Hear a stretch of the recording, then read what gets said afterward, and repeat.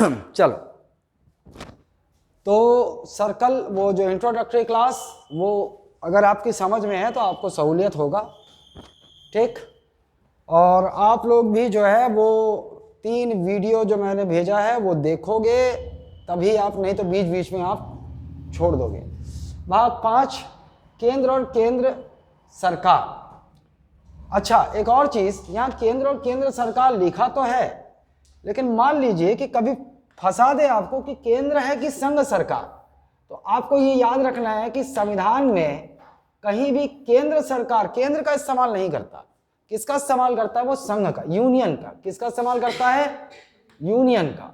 Union government, union और union government इसका इस्तेमाल करता है टेक्निकली, है ना। अगर मान लो दोनों केंद्र सरकार और संघ सरकार बात एक ही है, लेकिन टेक्निकली वो गलत हो गया, क्योंकि संविधान में कहीं भी केंद्र सरकार का इस्तेमाल नहीं करेगा, सेंट्रल गवर्नमेंट शब्द का इस्तेमाल नहीं करता, बल्कि उसके लिए क्या करता है? यूनियन गवर्नमेंट का इस्तेमाल करता है ना। वो बड़ा गोला जो बताया था मैं आपको, भारत संघ या केंद्र, आप समझना है, लेकिन तकनीकी रूप से संविधान में पूरे भारत के लिए किसका इस्तेमाल किया गया है? संघ या यूनियन।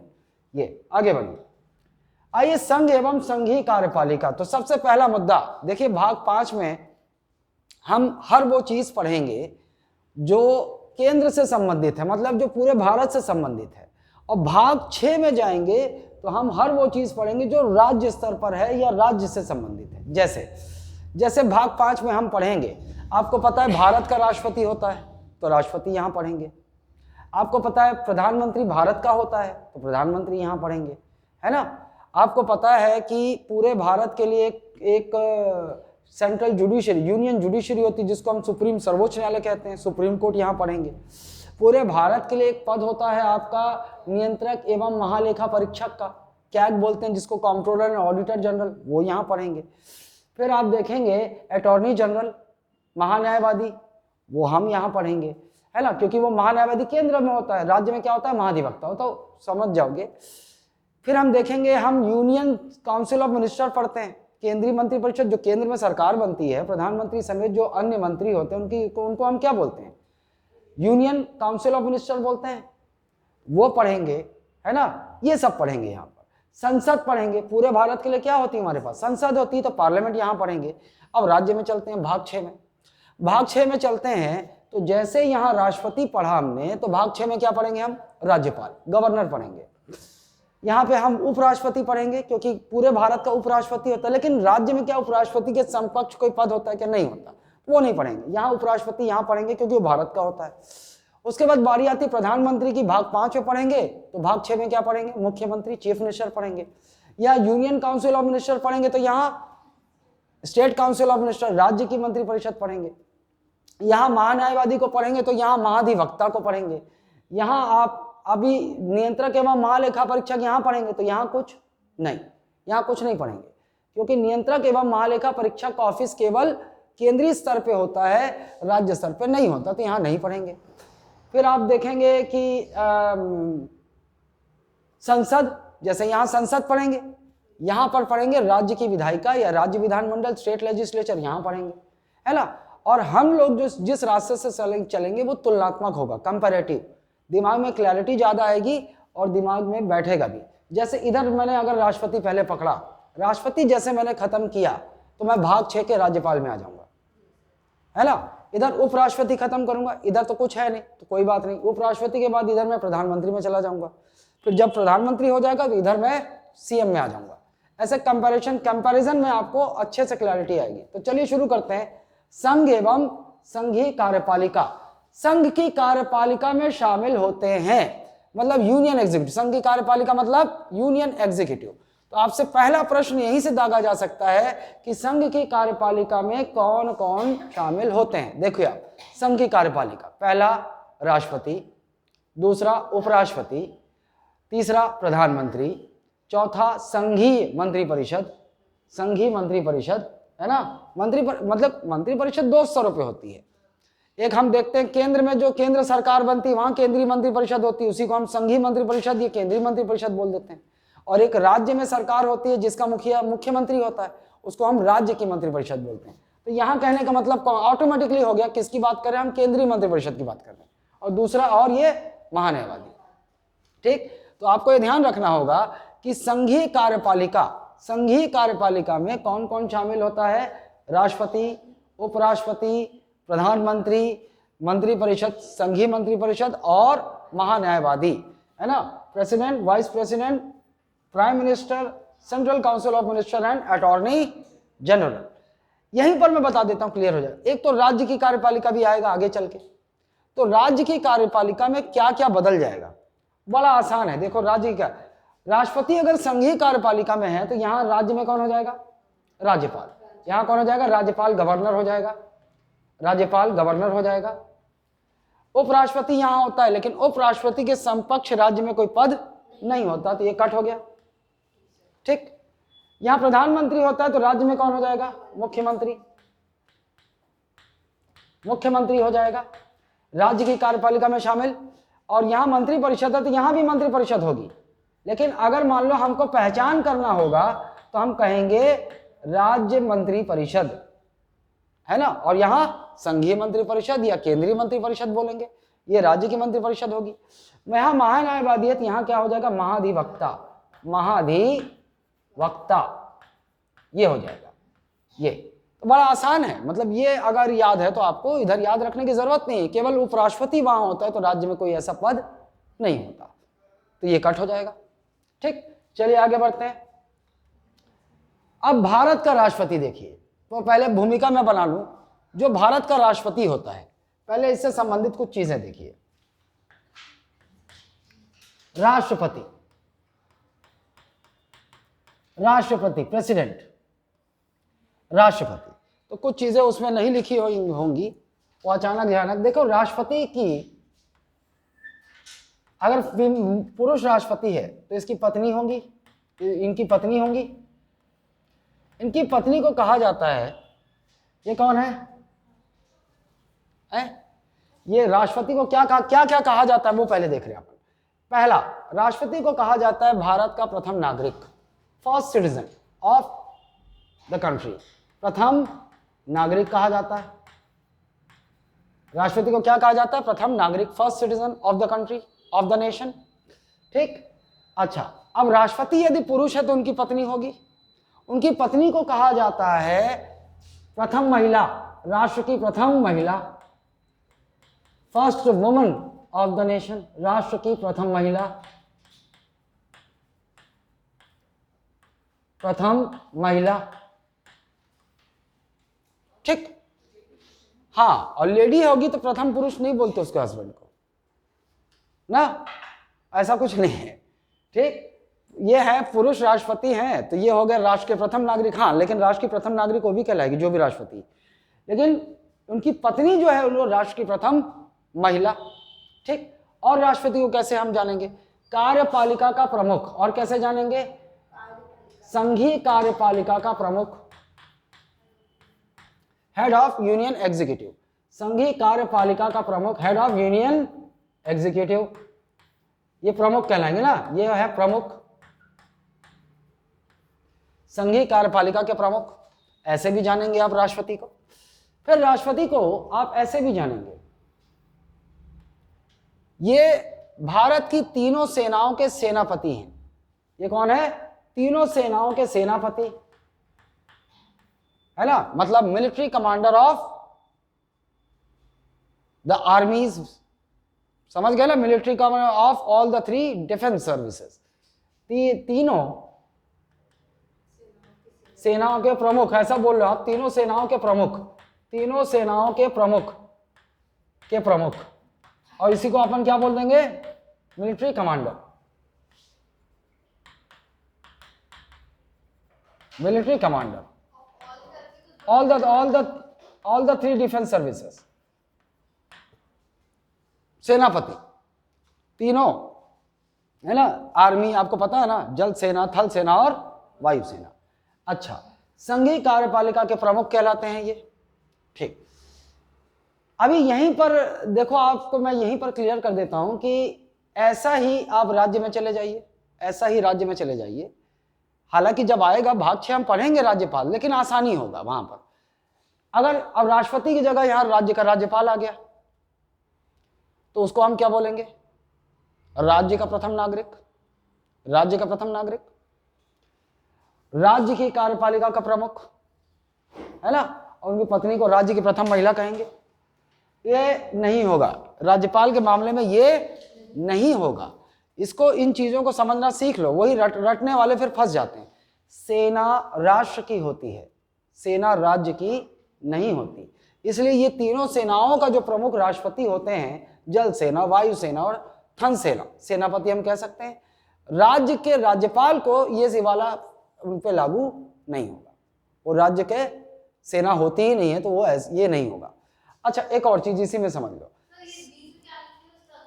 संघीय न्याय कार्यपालिका पगली, union executive,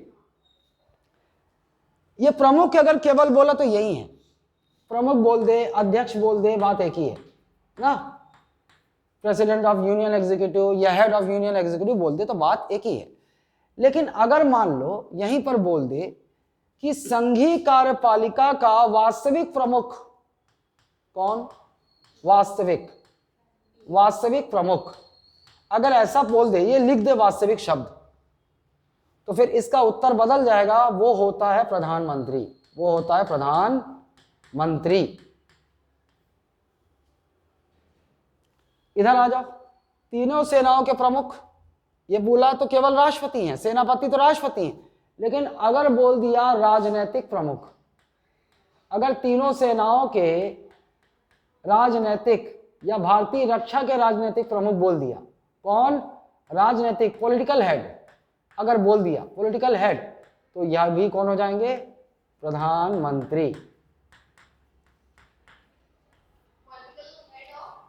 political head of defence of India, या फिर तीनों सेनाओं, ऑल द 3 आर्मीज, ऐसा अगर बोल दिया तो कौन हो जाएंगे, वो प्रधानमंत्री। बात क्लियर है?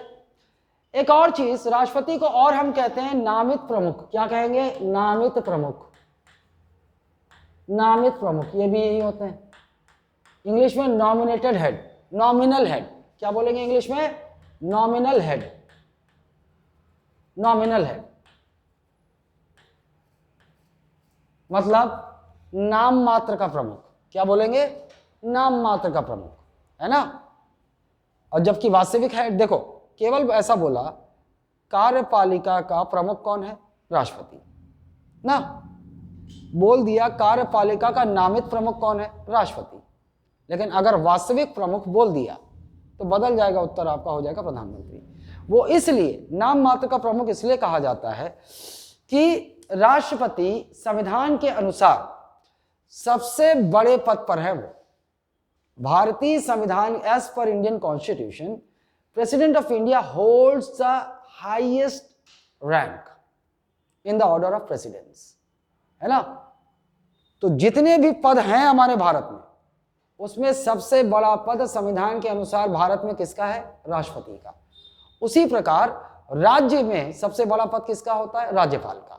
उसी प्रकार एकदम वहीं जहां जहां अलग होगा ना, केवल वहीं ध्यान देने की बात होती है, नहीं तो राज्यपाल भी खत्म हो जाएगा एकदम ऐसे ही। अगर कंपैरिजन में देखेंगे तो राज्यपाल आएगा तो फिर से पढ़ेंगे, लेकिन आसानी होगा, साइंस साइंस साइंस साइंस निकल जाएगा।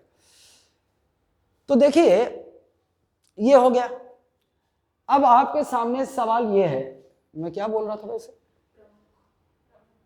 हाँ, संविधान के अनुसार सबसे बड़ा पद राष्ट्रपति का। लेकिन जब हम संसदीय शासन प्रणाली में चलते हैं, when we go into parliamentary system of governance, तो हम ये पाते हैं कि सबसे बड़ा पद है तो as per the constitution, संविधान के अनुसार, लेकिन हम देखेंगे कि इस शासन व्यवस्था में, इस पार्लियामेंट्री सिस्टम ऑफ गवर्नेंस में, इस संसदीय शासन प्रणाली में असल में वास्तविक शक्ति किसके पास है, होती है, प्रधानमंत्री के पास। प्रधानमंत्री के पास, प्रधानमंत्री के पास होती है। मतलब वो केवल नाम मात्र के सबसे बड़े पद पर हैं। He is holding the highest post in the order of precedence as per the Indian constitution, but the real power of the executive, union executive, lies with the prime minister of India. संघीय कार्यपालिका की वास्तविक शक्ति किसमें निहित होती है, प्रधानमंत्री में होती है वास्तविक शक्ति। ऐसा इसलिए कि क्या, क्यों हम बोल रहे हैं ऐसा, वास्तविक शक्ति, वास्तविक प्रमुख प्रधानमंत्री होता है, तो इसके लिए हमें जाना होगा आर्टिकल 74 में। कहां जाएंगे हम? अनुच्छेद 74 में। अनुच्छेद 74 में, अनुच्छेद 74 क्या कहता है? अनुच्छेद 74 कहता है कि राष्ट्रपति को सहायता एवं परामर्श, किसको? राष्ट्रपति को, राष्ट्रपति को सहायता एवं परामर्श देने के लिए, सहायता एवं परामर्श देने के लिए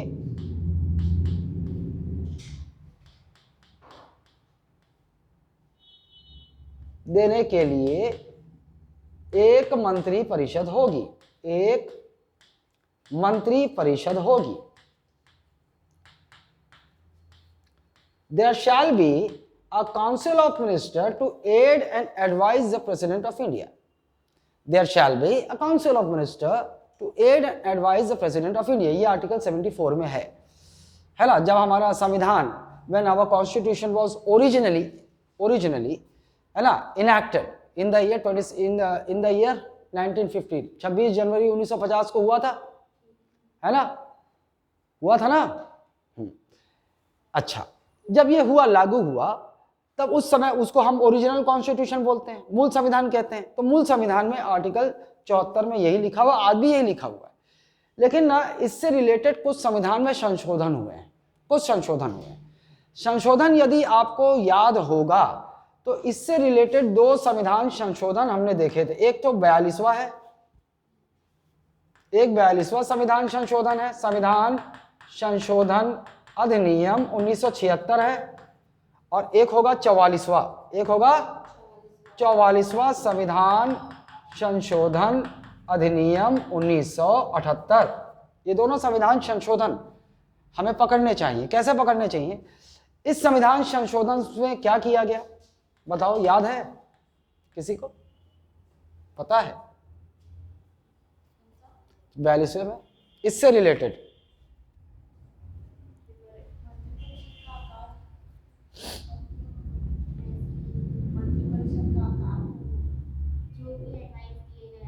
हाँ हाँ हाँ हाँ, यस।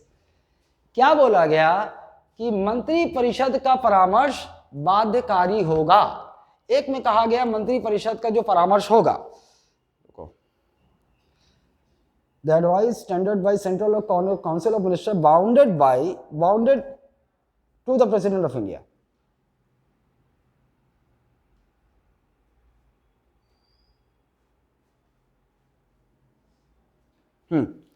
एकदम बिल्कुल सही। इसमें क्या बोला गया कि मंत्री परिषद का जो परामर्श है,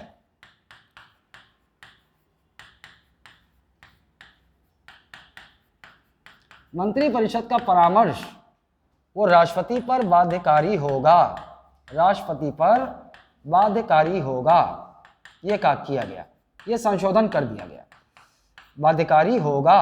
मतलब president is bound to act on the advice tendered by Union Council of Ministers, यही बोला गया। ठीक, इससे पहले ऐसा नहीं था। इससे पहले राष्ट्रपति मना कर सकता था, क्योंकि संविधान में ऐसा कुछ लिखा ही नहीं था। ये संविधान में 74 में आर्टिकल 74 में केवल यही लिखा था कि एक केंद्रीय मंत्री परिषद होगी, है ना, जिसका मुखिया कौन होता है? केंद्रीय मंत्री परिषद मुखिया कौन होता है? पगली, केंद्रीय कार्यपालिका है वो। अब मैं क्या बोल रहा हूं यहां पर? केंद्रीय मंत्री परिषद, प्रधानमंत्री, है ना। यूनियन काउंसिल ऑफ मिनिस्टर का मुखिया कौन होता है? प्रधानमंत्री, है ना। ये बोल रहा है कि एक मंत्री परिषद होगी, केंद्रीय मंत्री परिषद। ठीक, किस लिए होगी? राष्ट्रपति को सहायता एवं परामर्श देने के लिए। राष्ट्रपति के लिए की सहायता करेगी वो, और क्या करेगी? उसको एडवाइस देगी। लेकिन यहां ऐसा कुछ नहीं लिखा था कि केंद्रीय मंत्री परिषद जो परामर्श राष्ट्रपति को देगी वो राष्ट्रपति को मानना ही होगा, ऐसा कुछ नहीं लिखा था। मतलब राष्ट्रपति मना भी कर सकते थे। लेकिन 42वां संविधान संशोधन अधिनियम 1976, 42nd कॉन्स्टिट्यूशनल अमेंडमेंट एक्ट 1976 में एक अमेंडमेंट किया गया, और अमेंडमेंट ये किया गया कि मंत्री परिषद की परामर्श राष्ट्रपति पर बाध्यकारी होगी। न सिर्फ राष्ट्रपति को मंत्री परिषद के परामर्श पर कार्य करना होगा, बल्कि जो परामर्श केंद्रीय मंत्री परिषद देगी, राष्ट्रपति उसके अकॉर्डिंग, उसके अनुसार ही कार्य करेंगे। ये किया गया।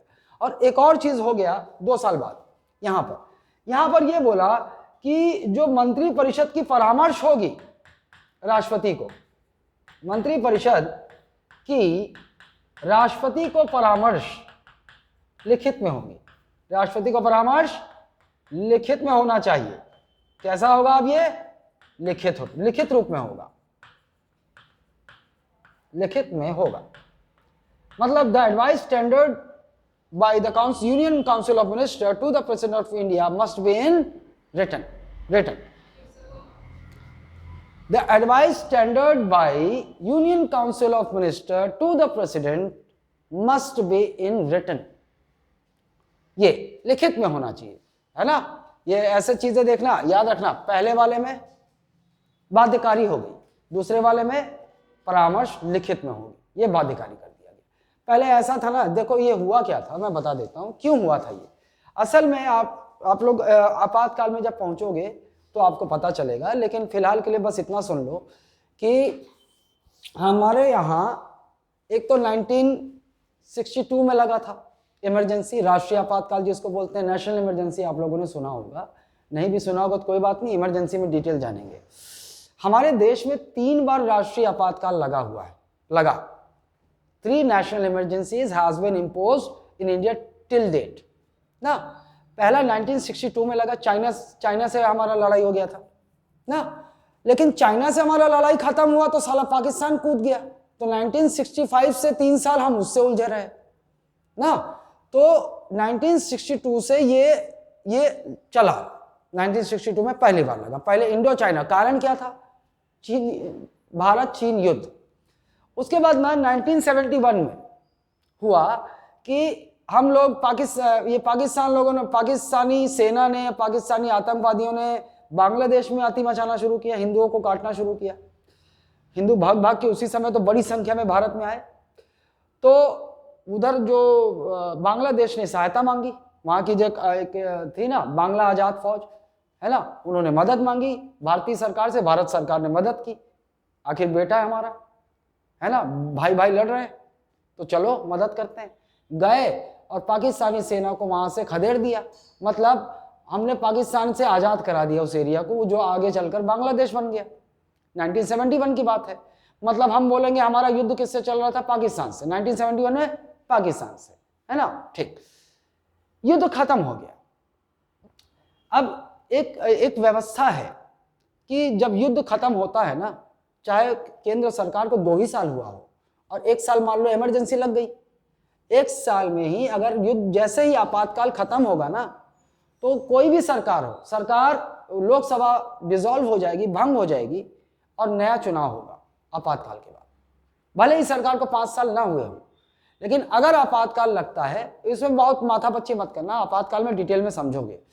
भले ही सरकार को 1 ही साल हुआ हो, 6 महीना ही हुआ हो, चलो 6 महीना ही हुआ, अभी बीजेपी ने चुनाव जीता, खुदा न खास्ता हमारा पाकिस्तान से युद्ध हो गया, 6 महीने टिकेगा नहीं साला, फिर भी चलो लग गया तो एक बार में 6 महीने के लिए लगता है, लग गया, 6 महीने हुए हैं सरकार को, और 6 महीने बाद आपातकाल खत्म हो जाता है, मान लीजिए 6 महीने बाद, तो क्या होगा? 1 साल हुआ सरकार को, लोकसभा फिर भी भंग हो जाएगी और नया चुनाव होगा, नए लोकसभा का चुनाव होगा, सरकार बदल जाएगी। यही उस समय हुआ। 1975 में युद्ध खत्म हो चुका था। अब भाई युद्ध खत्म हो चुका है तो जाहिर सी बात है आपातकाल भी खत्म करना पड़ेगा, लेकिन इंदिरा गांधी को ये लगा कि अभी माहौल कांग्रेस के विरुद्ध चल रहा है, जो माहौल बना हुआ है भारत में वो कांग्रेस के विरुद्ध है। अगर मान लीजिए आपातकाल ही खत्म होता है, इमरजेंसी, नेशनल इमरजेंसी एक्सपायर होती है, तो चुनाव होंगे और इसकी भारी आशंका है कि कांग्रेस चुनाव हार जाए, मतलब मेरी कुर्सी चली जाएगी।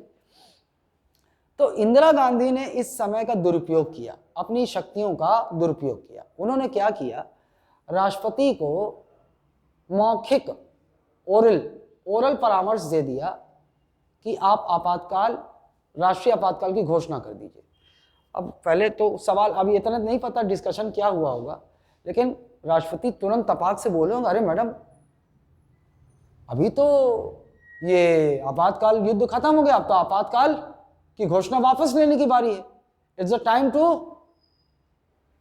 विड्रॉ नेशनल इमरजेंसी, और आप बोल रही हैं आपातकाल लगा दो, ऐसे कैसे संभव है?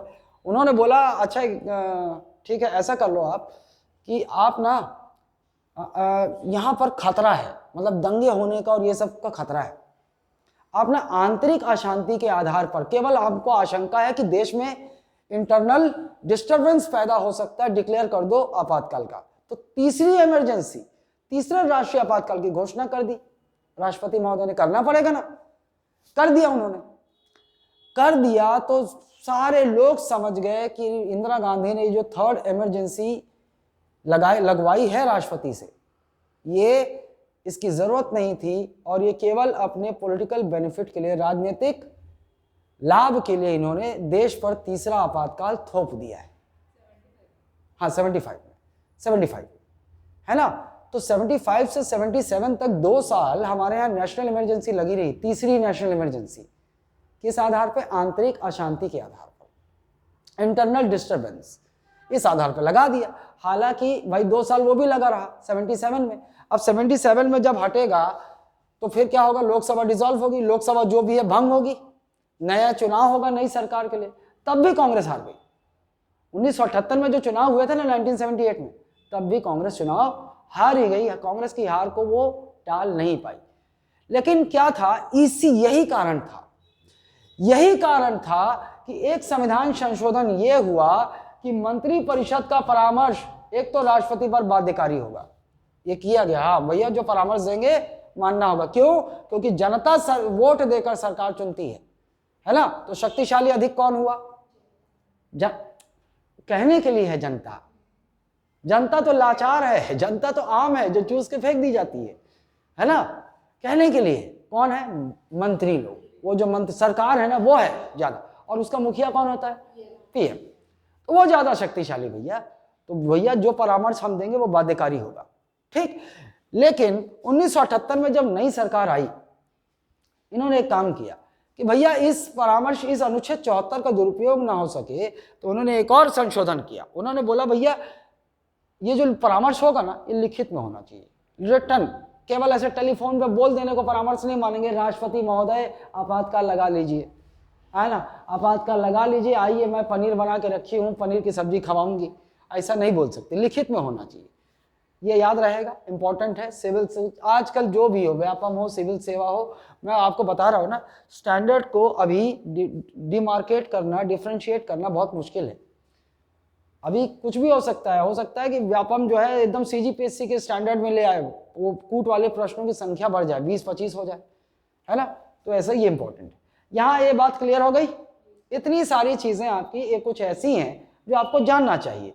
राष्ट्रपति कौन है भैया? प्रथम नागरिक। राष्ट्रपति, भारत के राष्ट्रपति क्या कहा जाता है? First citizen of the nation. उनकी पत्नी को क्या कहा जाएगा? राष्ट्र की प्रथम महिला, first lady of the nation, है ना।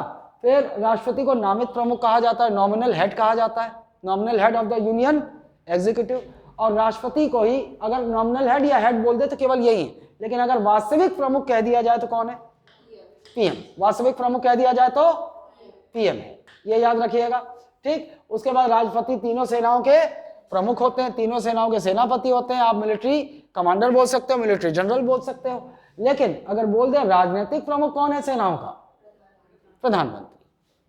क्लियर है। और ये 2 संविधान संशोधन, आप लोग संविधान संशोधन कैसे होता है, वो क्या होता है, वो जान जाएंगे आप, है ना, आगे आप जान जाएंगे। लेकिन उसमें ज्यादा बस आप इसमें फिलहाल यही रटिए। 42वां संविधान संशोधन अधिनियम जो कि 1976 में हुआ था, इसमें क्या परिवर्तन हुआ 74 में, और 44वें में क्या परिवर्तन हुआ 74 में, है ना। यहाँ पर बाध्यकारी रट लोगे तो भी आपको क्लिक कर जाएगा बाध्यकारी, और यहाँ पर लिखित तो भी आप पकड़ लोगे कि क्या पहला बाध्यकारी है, दूसरे में लिखित। आइए आगे बढ़िए। राष्ट्रपति के निर्वाचक, अब देखिए, अब आर्टिकल वाइज चलेंगे हम लोग, है ना। एक एक लाइन में यहाँ अर्थ निकल जाता है। कोई मेरे से मिस ना हो तो मैं देखो। भारत में संघीय कार्यपालिका प्रधान राष्ट्रपति होता है तथा संघ की सभी कार्यपालिकी शक्तियां उसमें निहित होती हैं, पता है ना। All the executive powers will be vested in the president of India, जिसका प्रयोग वह संविधान के अनुसार या अधीनस्थ पदाधिकारियों के माध्यम से करते हैं। संविधान में जैसा बताया गया वैसा प्रयोग करेंगे, या फिर उनके अधीनस्थ जो अधिकारी होंगे उनके माध्यम से वो करते हैं। 52-53। अब एक एक आर्टिकल में भी वाइज चलेंगे, आर्टिकल इंपॉर्टेंट है। जितने आर्टिकल मैं आपको यहाँ लिखे हुए दिखाई देंगे, इसका मतलब ये है कि हमें वो आर्टिकल पूछा जा सकता है ना। फालतू आर्टिकल होगा, लेस इंपॉर्टेंट होगा, तो मैं लिखूंगा ही नहीं, इसमें लिखूंगा ही नहीं। ठीक, तो देखिए 52, 53, 54, अब ऐसे हम आगे बढ़ेंगे, इस तरह से हम आगे बढ़ेंगे। लेकिन मैं आपको अगर इस भाषा में चलूंगा तो आपको उतना मजा नहीं आएगा। ये जैसे समझ जाओ कि हालांकि भाषा को मैंने आप थोड़ा आसान कर दिया है अपनी भाषा में, लेकिन ऐसे चलूंगा तो आपको वो दिमाग में नहीं बैठेगा। तो अपन एक एक क्या है, एक एक हिसाब से एक एक करके आगे बढ़ेंगे अपने स्टाइल में। ठीक, चलो चलिए आर्टिकल, अभी बाद में आर्टिकल कंपैरिजन करूंगा, आपको आर्टिकल भी याद हो जाएगा, उसमें दिक्कत नहीं है। सबसे पहले अनुच्छेद 52 यहां से शुरू होगा। भारत के राष्ट्रपति से संबंधित पहला आर्टिकल कौन सा है? यहाँ कुछ नहीं, भारत का एक राष्ट्रपति होगा। क्या है यहाँ पर? भारत का एक राष्ट्रपति होगा, या देश में एक राष्ट्रपति होगा, है ना। भारत का एक राष्ट्रपति होगा, एक ही होगा, यही कंफर्म कर रहा है, केवल एक होगा। There shall be a president of the country, of the nation. Article 53 में आ जाओ। आर्टिकल 53 ये क्या बोलेगा भैया? केंद्रीय कार्यपालिका के प्रमुख राष्ट्रपति होंगे। कौन होंगे? केंद्रीय कार्यपालिका, ये संघीय कार्यपालिका, किसके प्रमुख? संघीय कार्यपालिका के प्रमुख, संघीय कार्यपालिका के प्रमुख या अध्यक्ष, कार्यपालिका के प्रमुख, या फिर क्या बोल देगा? अध्यक्ष बोल देगा। अध्यक्ष राष्ट्रपति होंगे। कौन होगा? राष्ट्रपति होंगे। या इसी को दूसरे शब्दों में क्या बोल सकता है कि संघीय कार्यपालिका की समस्त शक्ति किसमें निहित होगी? राष्ट्रपति में निहित होगी, इनडायरेक्टली। और क्या बोला जा सकता है कि संघीय कार्यपालिका की समस्त शक्ति किसमें निहित होगी? समस्त शक्ति राष्ट्रपति में निहित होगी। अगर यही मुख्य है तो समस्त शक्ति राष्ट्रपति में निहित होगी।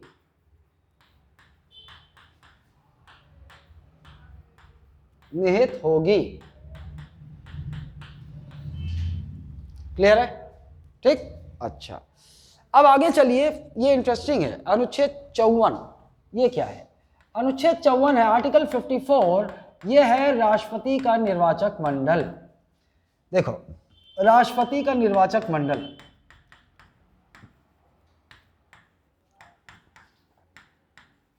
राष्ट्रपति का निर्वाचक मंडल, इलेक्टोरल कॉलेज ऑफ प्रेसिडेंट, राष्ट्रपति के निर्वाचक मंडल। तो निर्वाचक मंडल का अर्थ क्या हुआ? निर्वाचक मंडल का अर्थ हुआ वो लोग जो राष्ट्रपति के चुनाव में भाग लेंगे। राष्ट्रपति, भारत का राष्ट्रपति चुना जाता है ना, भारत का राष्ट्रपति चुना जाता है। संसदीय शासन प्रणाली की एक विशेषता है, पार्लियामेंट्री फॉर्म ऑफ गवर्नमेंट की एक, जो संसदीय शासन प्रणाली है, पार्लियामेंट्री फॉर्म ऑफ गवर्नमेंट है, उसकी एक विशेषता होती है। क्या होती है? राज्य का प्रमुख, देश का प्रमुख चुना जाएगा। क्या होगा? संसदीय शासन प्रणाली। देखो, हमारे भारत में कौन सी शासन प्रणाली है? संसदीय शासन प्रणाली। और ये संसदीय शासन प्रणाली हमने कहां से लिया है? ब्रिटेन से। पार्लियामेंट्री फॉर्म ऑफ गवर्नमेंट है ना, शासन प्रणाली, ये हमने ली है। ये है हमारे यहाँ शासन प्रणाली। और इसकी एक विशेषता क्या होती है भैया? कि जो राज्य का प्रमुख होगा, यहाँ राज्य का मतलब क्या समझे? भारत की बात हो रही है। यहाँ बोल रहा है, ये छत्तीसगढ़, हरियाणा, मध्य प्रदेश नहीं बोल रहा है, यहाँ बोल रहा है कि राज्य का प्रमुख प्रत्यक्ष या अप्रत्यक्ष, प्रत्यक्ष या परोक्ष भी लिख सकता हूं मैं अप्रत्यक्ष को। अब प्रत्यक्ष का उल्टा क्या होता है? विलोम। अप्रत्यक्ष, परोक्ष भी होता है, अप्रत्यक्ष भी होता है और परोक्ष भी होता है। या परोक्ष निर्वाचित होगा। क्या होगा? निर्वाचित होगा मतलब चुना जाएगा। निर्वाचित होगा मतलब चुना जाएगा। चुना जाएगा जहां हो गया, निर्वाचित होगा अगर, must be elected. The head of the state will be elected directly और इनडायरेक्टली। यही मतलब चुनाव होगा, एक बात तो तय हो गया भैया। और कौन होता है राज्य का प्रमुख? हमारे देश का प्रमुख कौन है? राष्ट्रपति। राष्ट्रपति मतलब राष्ट्रपति का चुनाव होगा। लेकिन आपको यह ध्यान रखना होगा कि रहा, ठीक है भैया, संसदीय शासन प्रणाली में राष्ट्रपति का चुनाव होगा। और कैसे चुनाव होगा? क्या आप लोग कभी देखे हो कि लोग जाते हो राष्ट्रपति के चुनाव में वोट डालने? हम लोग, आम जनता नहीं जाती ना। जहां भी, जिस चुनाव में भी आम जनता वोट करने जाती है वो कैसा चुनाव हो गया? प्रत्यक्ष चुनाव, है ना। और वो सदस्य कैसा कहलाएगा? प्रत्यक्ष निर्वाचित कहलाएगा। प्रत्यक्ष निर्वाचित, डायरेक्टली इलेक्टेड कहलाएगा। जैसा उदाहरण, लोकसभा का जब चुनाव होता है तो आप देखते हो सांसदों को, आप जो सांसद होते हैं वो चुने जाते हैं, आप जाते हो वोट करने, और जिसको अधिक मत मिलता है वो उस लोकसभा क्षेत्र से सांसद चुन लिया जाता है, एमपी चुन लिया जाता है, मेंबर ऑफ पार्लियामेंट ना। अच्छा, आप राज्य में भी चुनाव होता है, राज्य में सरकार बनाने के लिए विधानसभा का चुनाव, लेजिस्लेटिव असेंबली का इलेक्शन होता है, आप लोग जाते हो वोट करने, जनता जाती मस्त से नहा धो के। किसको चुनते हैं उन लोग? विधायक, एमएलए को चुनते हैं ना। तो ये लोग कैसे हुए? सांसद और ये विधायक, ये कैसे निर्वाचित हुए?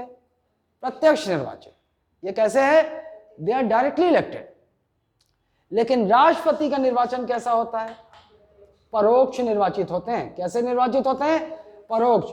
कैसा होता है? मतलब अप्रत्यक्ष निर्वाचित। अप्रत्यक्ष निर्वाचित मतलब राष्ट्रपति के चुनाव में जनता वोट नहीं करती, जनता ने वोट करके जिन्हें चुना है वो लोग राष्ट्रपति के चुनाव में वोट करेंगे, तो ये वो ऐसा चुनाव होगा तो वो क्या कहलाएगा? अप्रत्यक्ष निर्वाचित। तो भारत में राष्ट्रपति का चुनाव होता है, भारत में राष्ट्रपति निर्वाचित होते हैं, मतलब president of India is elected. ये बात तो तय हो गई। लेकिन किस प्रकार इलेक्ट किए जाते हैं? डायरेक्टली और indirectly. Indirectly president of India is indirectly elected. Bharat के राष्ट्रपति अप्रत्यक्ष रूप से निर्वाचित होते हैं या चुने जाते हैं। अब सवाल ये आ गया कि कौन चुनता है? चुने जाते हैं मतलब वोटिंग की बारी आएगी, वोट होगी, जनता जहां सीधे वोट करके चुनेगी वो प्रत्यक्ष निर्वाचित हो जाएगा। लेकिन अगर जनता ने किसी प्रतिनिधि को चुना है और वो राष्ट्रपति के चुनाव में वोट कर रहा है तो फिर यहां पर जनता इनडायरेक्ट हो गई, तो वो व्यक्ति कैसे चुना गया? अप्रत्यक्ष। अप्रत्यक्ष चुना गया। ठीक।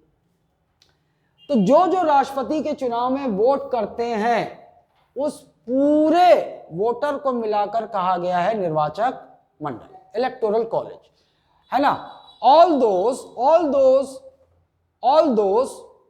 who vote in the presidential election they constitute electoral college of president। वो सभी जो भारत के राष्ट्रपति के चुनाव में मतदान करते हैं या चुनाव में भाग लेते हैं उन्हें क्या कहा गया? राष्ट्रपति का निर्वाचक मंडल। बात क्लियर है? चलिए इधर आइए। अब निर्वाचक मंडल हो गया तो कौन कौन शामिल होते हैं ये भी देख लेते हैं।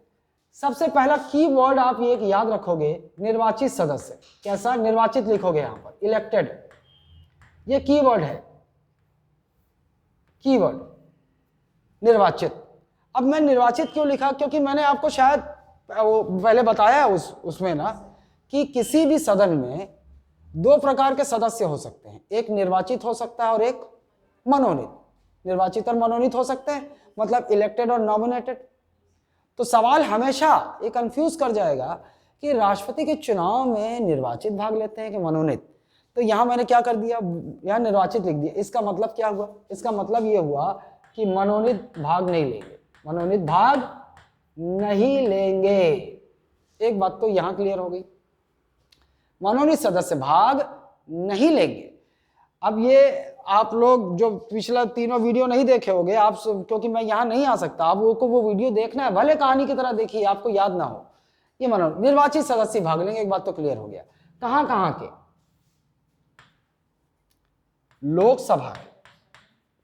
लोकसभा के निर्वाचित सदस्य। हालांकि अभी वर्तमान में कोई मनोनीत सदस्य लोकसभा में होता नहीं है, आगे देखेंगे हम लोग।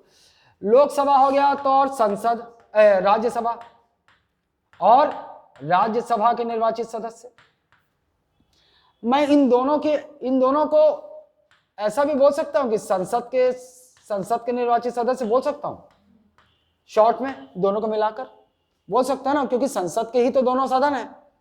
तो मैं ऐसा भी बोल सकता हूं कि संसद के सभी निर्वाचित सदस्य या संसद के निर्वाचित सदस्य बोल दूं तो बात एक ही है ना। निर्वाचित सदस्य elected member of both the houses of parliament, ऐसा भी बोल सकता हूं। अब इसके अलावा आते हैं, राज्य में आ जाते हैं। क्या राज्य विधायिका में कोई भाग लेता है? हाँ, भाग लेता है भैया राज्य विधायिका में। कौन? विधानसभा। विधानसभा, लेजिस्लेटिव असेंबली। कौन भाग लेता है? Legislative assembly. एक ना, अब वहीं आ रहा हूं मैं, वहीं आ रहा हूं। विधानसभा भाग लेगी। आपको पता है ना, राज्य की विधायिका, स्टेट लेजिस्लेचर में 2 हाउस हो सकते हैं, एक विधानसभा, एक विधान परिषद।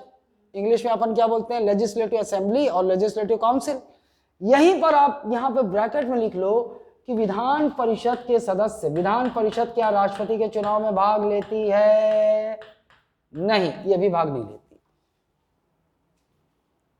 केवल राज्य विधानसभा भाग लेती, केवल। अच्छा, मुझे एक बात बता सकते हो कि क्या भारत में कुल मिलाकर कितनी विधानसभा है, लेजिस्लेटिव असेंबली है?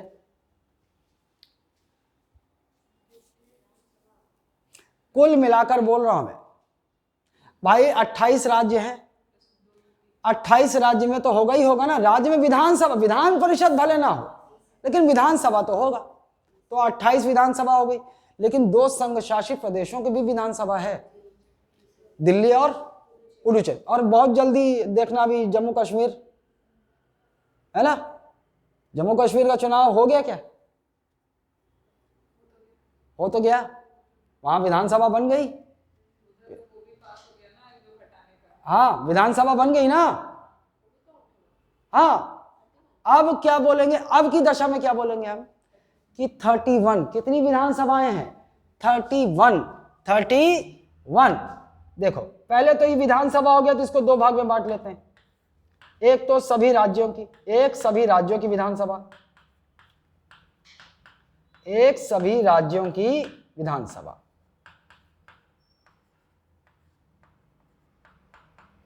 सभी राज्यों की विधानसभा, 28 राज्य हैं, उनकी विधानसभा। और इधर आ जाएंगे तो देखो, अभी मैं उसको अपडेट होगा तो मैं बताऊंगा ना, लेकिन आप फिलहाल जान लीजिए, संघ शासित प्रदेशों में, संघ शासित प्रदेशों की विधानसभा, संघ शासित प्रदेशों की विधानसभा लिख देता हूं शॉर्ट में। कौन कौन सा? दिल्ली और पुडुचेरी। लेकिन बहुत जल्द देखना, अभी आपको राष्ट्रपति चुनाव से पहले एक संविधान संशोधन होगा, और उसमें क्या करेंगे, हो सकता है चाहें तो ना करें वो लोग, लेकिन ऐसा कर सकते हैं, होगा बहुत जल्द। क्या होगा कि भैया देखो भाई, अब जम्मू कश्मीर में भी विधानसभा आ गई, तो जाहिर सी बात है भैया, अब जम्मू कश्मीर के जो एमएलए हैं वो भी राष्ट्रपति चुनाव में भाग लेने चाहिए, तो एक संविधान संशोधन होगा और जम्मू कश्मीर को भी जोड़ दिया जाएगा। लेकिन अभी फिलहाल उसकी बात नहीं करते। दिल्ली और पुडुचेरी, केवल यही 2 संघ शासित प्रदेश हैं जहां की विधानसभा है। क्लियर है बात? अच्छा, शुरू से तो नहीं थे। जब हमारा संविधान बना था 26 जनवरी 1950 को, तो ये संघ शासित प्रदेश शुरू से तो नहीं थे। दिल्ली और पुडुचेरी मतलब बाद में जोड़ा गया होगा, हाँ, तो फिर एक संविधान संशोधन भी हुआ होगा। राष्ट्रपति के निर्वाचक मंडल में पहले इतने ही थे, मतलब लोकसभा के निर्वाचित सदस्य थे, राज्यसभा के निर्वाचित सदस्य थे, और सभी राज्यों के विधानसभाओं के निर्वाचित सदस्य थे। हाँ, क्या कहा?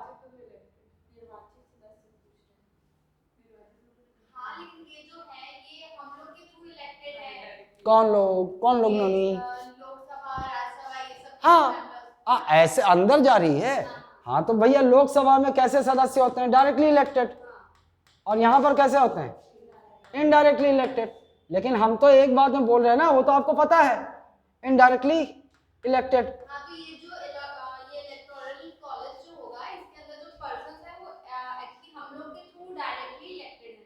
नहीं पगली, केवल इलेक्टेड बोल रहा है, केवल इलेक्टेड, चाहे वो डायरेक्टली इलेक्टेड हो चाहे इनडायरेक्टली हो, क्योंकि राज्यसभा के तो सदस्य जो इलेक्ट होते हैं वो तो सारे इनडायरेक्टली होते हैं, और बाकी जो बचे 12 वो तो नामित होते हैं, नॉमिनेटेड होते हैं ना।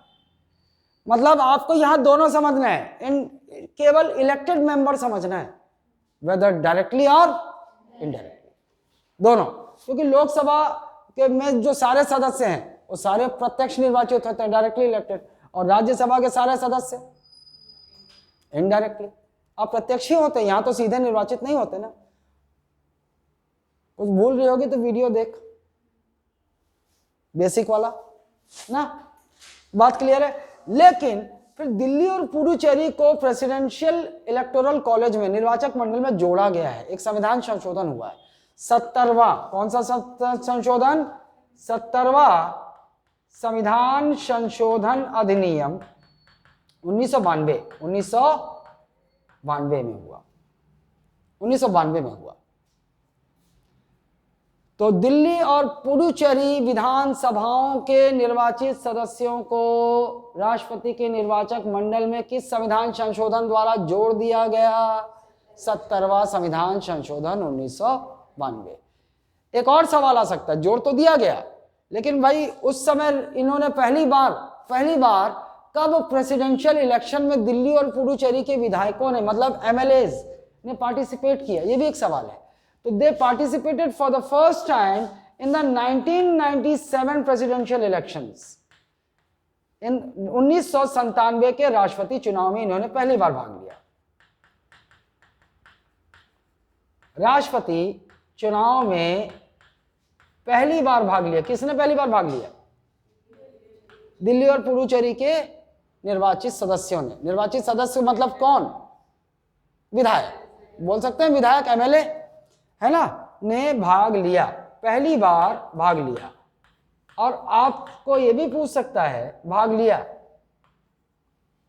लिया उस चुनाव में कौन जीता था? के.आर. नारायणन। 1997 के राष्ट्रपति चुनाव में राष्ट्रपति कौन चुने गए थे? के.आर. नारायणन।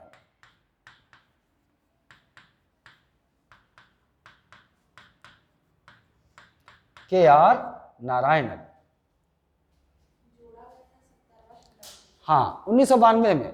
लेकिन पहली बार राष्ट्रपति चुनाव में दिल्ली और पुडुचेरी विधानसभा ने, लेजिस्लेटिव असेंबली के मेंबर्स ने कब भाग लिया है राष्ट्रपति चुनाव में? 1997 में।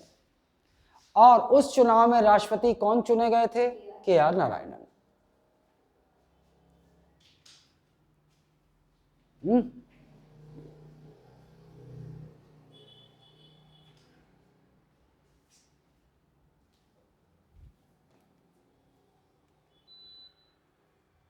ठंडा हो गया रे, ठीक, ये क्लियर है। 54 राष्ट्रपति का निर्वाचक मंडल। 52 में क्या है? भारत का एक राष्ट्रपति होगा, देश का एक राष्ट्रपति होगा। 53 में क्या है? राष्ट्रपति संघीय कार्यपालिका के प्रमुख होंगे।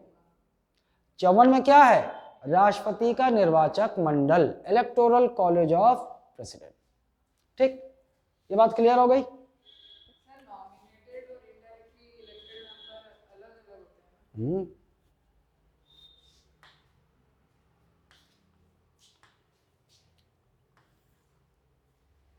यह है क्या हमारा? यही है हमारा भारत, इंडिया। इसी को हम क्या बोलते हैं? संघ। संविधान की भाषा में यूनियन, और समझने के लिए हम केंद्र बोल देते हैं, है ना। केंद्र सरकार, केंद्र सरकार। देख लो, कोई न्यूज़पेपर वाला संघीय सरकार बोलता है? कोई नहीं बोलता, सब केंद्र सरकार बोलते। लेकिन संविधान में केंद्र सरकार शब्द का इस्तेमाल नहीं होता, संघीय सरकार, यूनियन का इस्तेमाल होता है ना। चलो, गलत नहीं है, लेकिन टेक्निकली अगर चूज करने को आ गया तो आप जान तो जाओगे। पूरे भारत के लिए हमारे पास क्या होती है? संसद होती है। क्या गिरा? संसद, पार्लियामेंट, है ना। और आपको ये पता है ना, ये जो पूरा भारत है, इसके अंदर क्या है? 28 राज्य और 8 संघ शासित प्रदेशों के गोले शामिल है, तभी तो बड़ा गोला भारत बना है। एक उदाहरण हमने ले लिया किसका? किसी राज्य का। जैसे हमारा छत्तीसगढ़, एक राज्य का गोला ले लिया। अब देखो, पूरे भारत के लिए क्या होता है हमारे पास? संसद। और संसद के कितने अंग होते हैं? 3 अंग होते हैं। ये हो गया, और ये, और एक छोटा गोला यहाँ पर। वैसे यहाँ पर फिर बड़ा गोला खींच देता हूँ 2 ठो, एक ठो ये खींच देता हूँ। ये कौन? लोकसभा। ये तो दोनों सदन है ना, ये लोकसभा, ये राज्यसभा, और ये कौन है? राष्ट्रपति। लेकिन अभी मेरे को चोटी बनाना पड़ेगा, द्रौपदी मुर्मू है अभी राष्ट्रपति महोदया। देखो, और उसी तरह राज्य में क्या होता है, संसद इधर बोलते हैं तो राज्य में क्या बोलते हैं, राज्य विधायिका। क्या बोलते हैं, राज्य विधायिका। इसी को अपन क्या बोलते हैं, राज्य विधानमंडल भी बोल सकते हैं। और इंग्लिश में क्या बोलते हैं, लेचर, स्टेट लेजिस्लेचर ना। चलो, इसके 3 अंग हो सकते हैं। क्या बोला मैं, 3 अंग हो सकते हैं। इधर राष्ट्रपति तो इधर राज्य का प्रमुख कौन, राज्यपाल होगा, गवर्नर होगा। इधर आपका लोकसभा तो इधर लेजिस्लेटिव असेंबली, जिसको हम क्या बोलते हैं, विधानसभा। जैसा राज्यसभा राज्य में विधान परिषद, जिसको हम लेजिस्लेटिव काउंसिल बोलते हैं। बस ये जरूरी नहीं कि सारे राज्य में हो, आगे की दशा में देख लेंगे हम। जरूरी नहीं, हमारे छत्तीसगढ़ में है क्या, नहीं है। यूपी बिहार कहाँ कहाँ है, 6 याद है, दोनों ऊपर के भाई बहनी है ना, दोनों उधर ऊपर, दोनों यूपी बिहार। घूम के आओ आंध्र प्रदेश, फिर घूम के ऊपर चढ़ो कर्नाटका, कर्नाटका के ऊपर, और तीनों के बीच में तेलंगाना। हो गया। ऐसे ही याद रखना, रटोगे तो साला मिस हो जाएगा नक्शे में एक तरफ से। और ज्यादा नहीं तो वो हम संतोष पागल ना ही वाले 2 राज्य, गाना सुने हो तुम लोग कभी,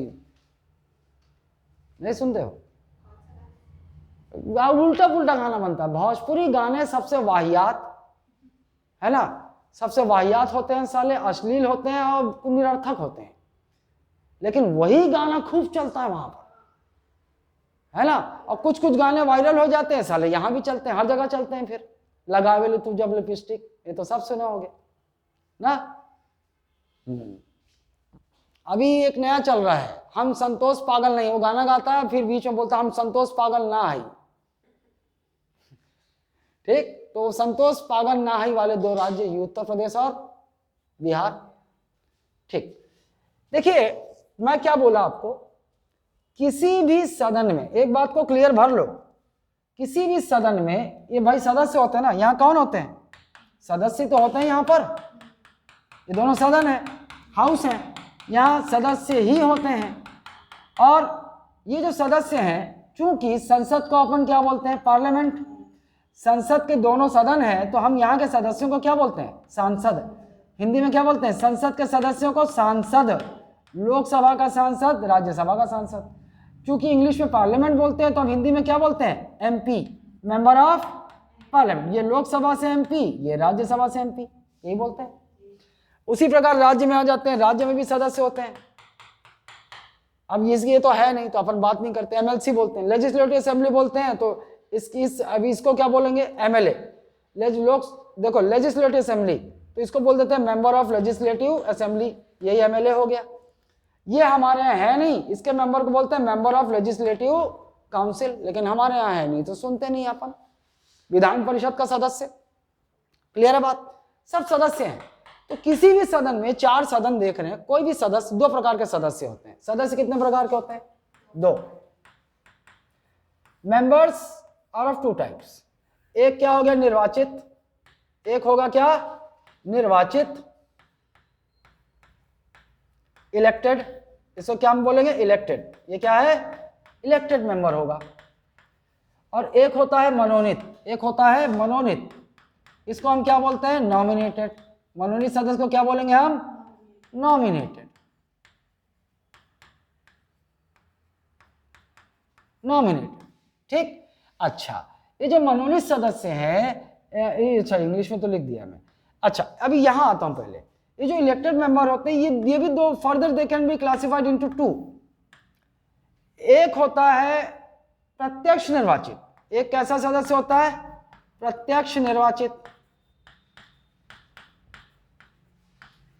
इसको हम क्या बोलते हैं, डायरेक्टली इलेक्टेड। एक क्या होता है, अप्रत्यक्ष निर्वाचित,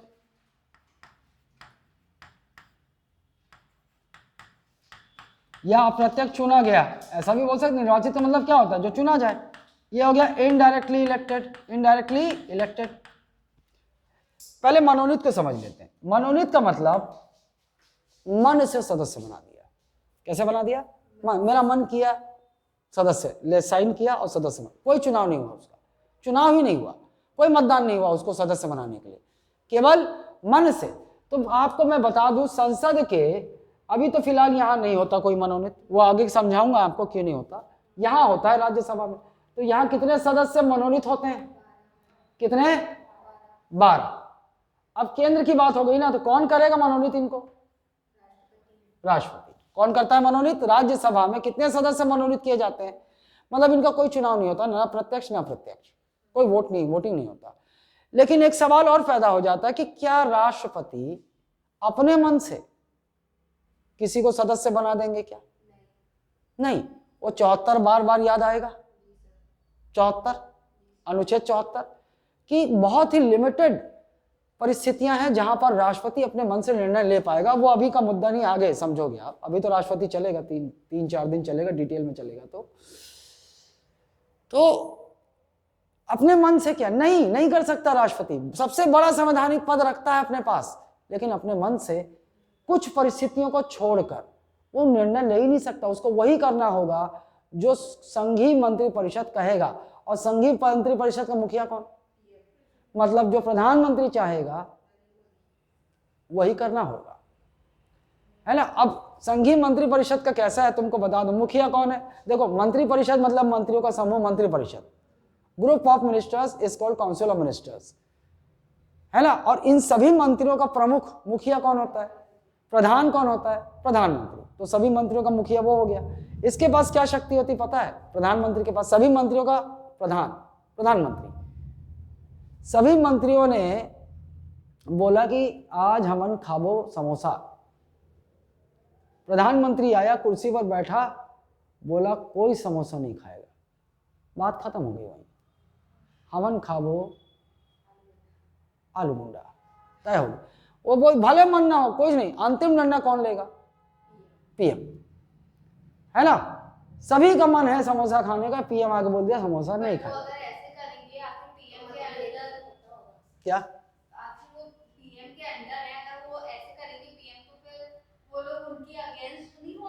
हो सकता है, लेकिन पावर तो है ना, उसको कर सकता है। अल्टीमेट डिसीजन किसको लेना है, उसी को लेना है।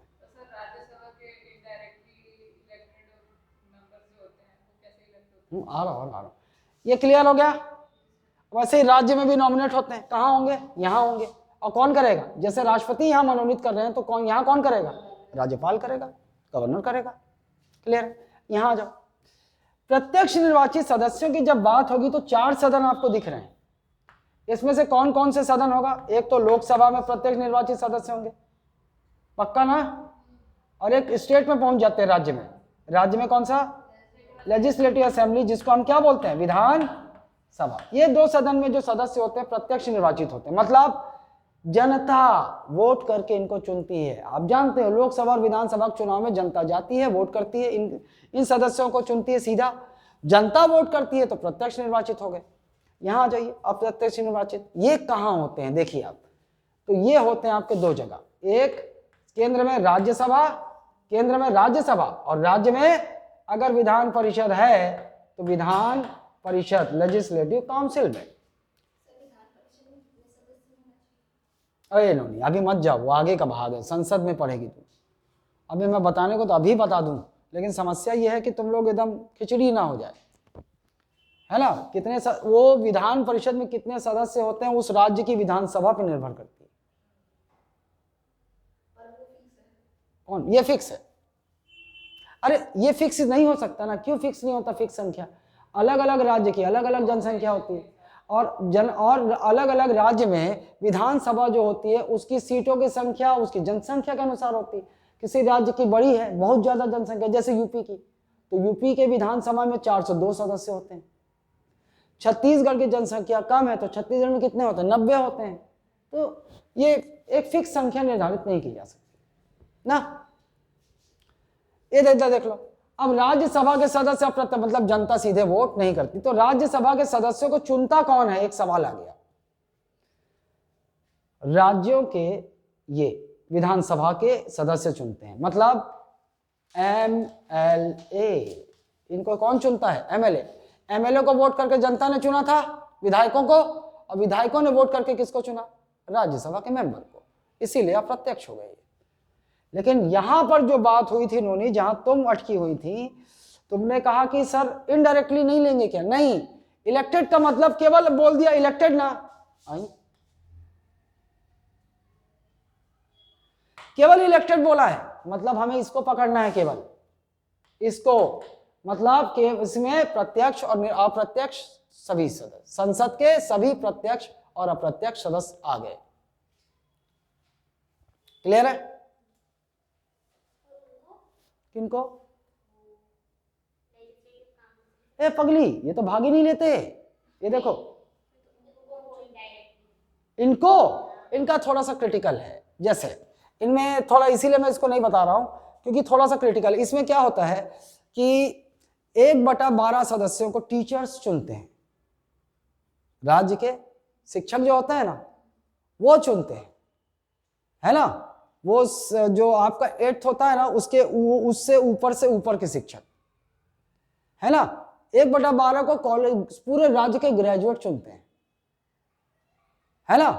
1/3 को एक्स एमएलए चुनते हैं। एक्स एमएलए जो पूर्व विधायक होते हैं ना, करंट वाले नहीं, जो पहले विधायक रहे थे, वो वोट करके चुनते हैं। 1/3 को पंचायत और ये म्यूनिसिपैलिटी होती है ना, इनके लोकल सदस्य चुनते हैं। इसीलिए मैं उसको अभी नहीं बताया क्योंकि अभी वो उचित समय नहीं, है ना। एक अच्छे डॉक्टर को पता होता है एक कोई दवाई, कौन सी दवाई कितने डोज में और कब देनी, है ना। क्लियर है ना? इसलिए मैं इसको नहीं बताया। तुम्हारा सवाल जब वाजिब था, मैं वही सोच रहा था साला अभी तक कोई ये क्यों नहीं बोला कि इसके सदस्य कैसे चुने जाते हैं, वो आगे देखेंगे। क्लियर है? ये बात ध्यान रखिएगा। अब मनोनीत का तो भाग ही नहीं, इलेक्टोरल कॉलेज में मनोनीत सदस्य तो भाग लेंगे ही नहीं ना। ये क्लियर है? अच्छा, जब इतना बता दिया तो ये भी बता देता हूं। ये मनोनीत सदस्य जो राज्यसभा में 12 होते हैं, कोई फील्ड है? कोई फील्ड है? कौन कौन सी फील्ड है? साहित्य, कला,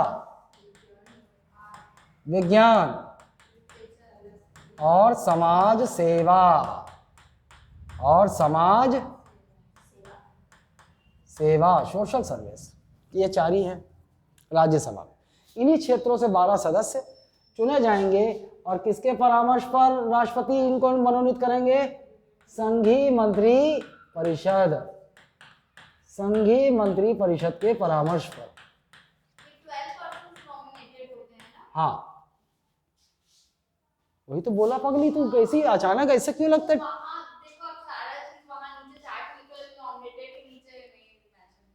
वहां 12 लिखा था तब ध्यान नहीं दी होगी, तो कॉपी में लिखने में बिजी होगी। हाँ, arts, literature, science and social service, यहीं से होनी चाहिए।